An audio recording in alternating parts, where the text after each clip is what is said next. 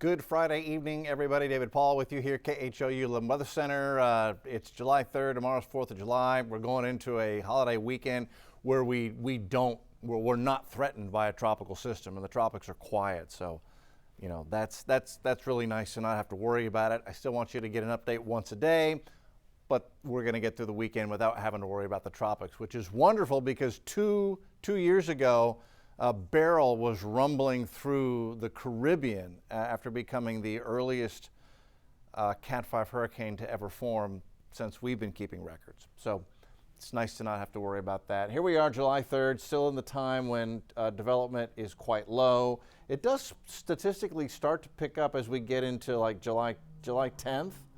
That's an increase. So we start climbing the mountain of a little bit more activity statistically once we get to about July 10th.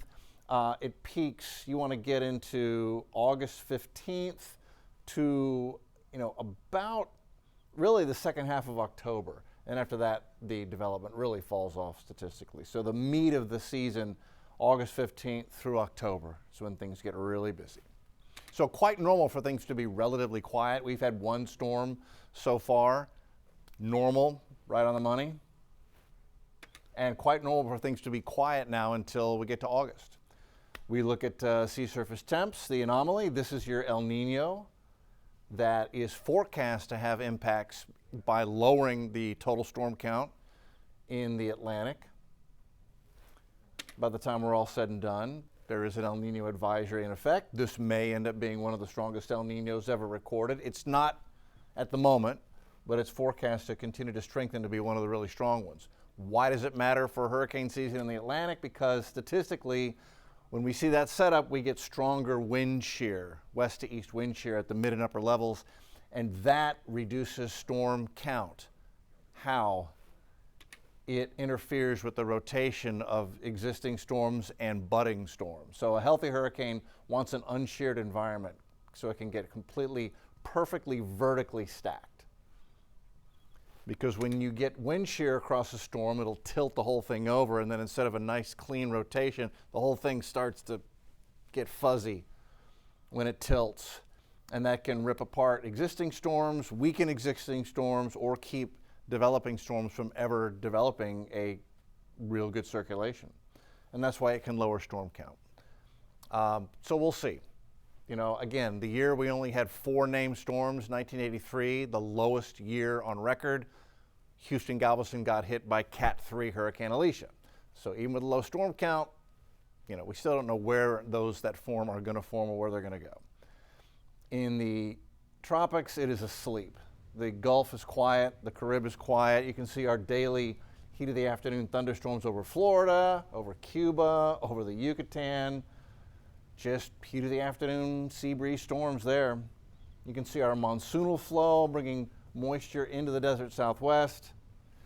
And what you don't see is anything developing over the Gulf, the Caribbean, or the open Atlantic. What we do see is some beautiful wind shear cutting across some high cloud tops here over the east and central Caribbean. So there's your shear. If something were developing here, it would have a good chance of being ripped apart right there. That's very strong wind shear. I don't see anything else of real interest out here. Got a little upper level tropical upper tropospheric trough right there. That's a tut low. That's way up at the top of the atmosphere. Not a surface low. That's 40, 50,000 feet up. And tropical systems are surface-based systems.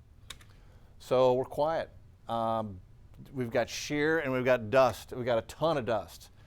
I don't remember ever seeing a dust forecast that had dust that was really thick all the way to Houston. I mean, from the Sahara all the way to Houston. And as of Monday, it stretches into the western Caribbean. But watch what happens when we go further out on this dust forecast. By the time we get into the end of next week, Friday, it actually does stretch from Houston all the way to the Sahara.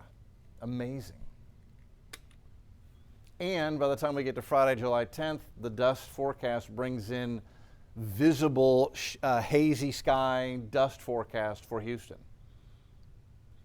That dust is full of It's not so much nitrogen, it's the phosphorus in the dust that is a very effective and important fertilizer for plants across the globe.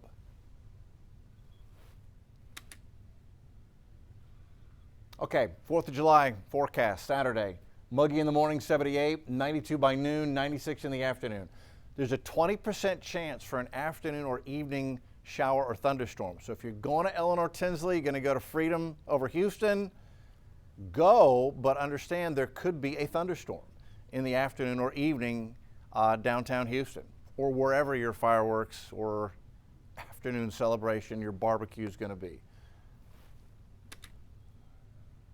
Firework forecast Saturday night.